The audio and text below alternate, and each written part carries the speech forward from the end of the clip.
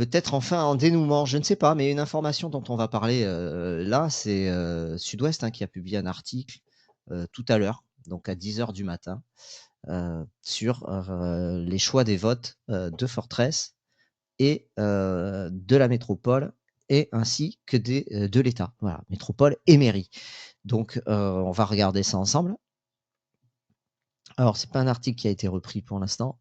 Je vais m'y connecter, je vais pas vous l'afficher, hein, comme c'est un article abonné. Je vais juste vous donner les grandes lignes. Vous aurez plus de détails en allant le lire sur, bien sûr, sur le site du média local. Donc, qu'est-ce qu'ils nous disent? C'est assez important puisque je vous rappelle qu'il y a une audience devant le tribunal de commerce le 13, c'est-à-dire c'est vendredi 13. Donc, cette audience, ils vont examiner et juger le plan de continuation de Gérard Lopez pour les Girondins de Bordeaux. Euh, donc Gérard Lopez qui est propriétaire du club, tout le monde le sait.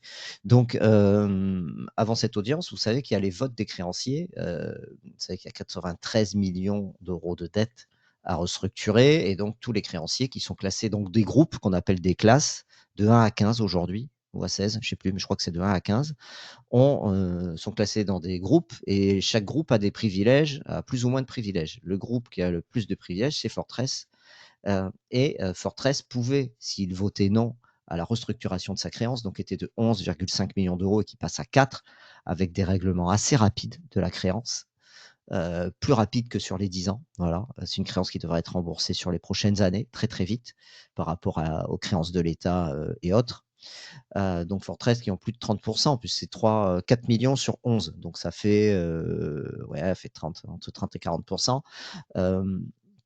Donc, Sud-Ouest nous apprend ce matin dans un article que, c'est leur titre, Fortress vote pour le plan de continuation de Gérard Lopez et des Girondins de Bordeaux, puisque c'est lui le propriétaire. Discussion en cours avec l'État. Il faut savoir que le privilège de Fortress, c'est qu'ils avaient une action de préférence, c'est-à-dire qu'ils pouvaient reprendre la main sur le club, ils y renoncent.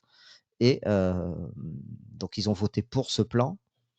Et s'ils avaient voté contre, dit Sud-Ouest, cela aurait pu faire tomber immédiatement le plan de continuation des dirigeants du club.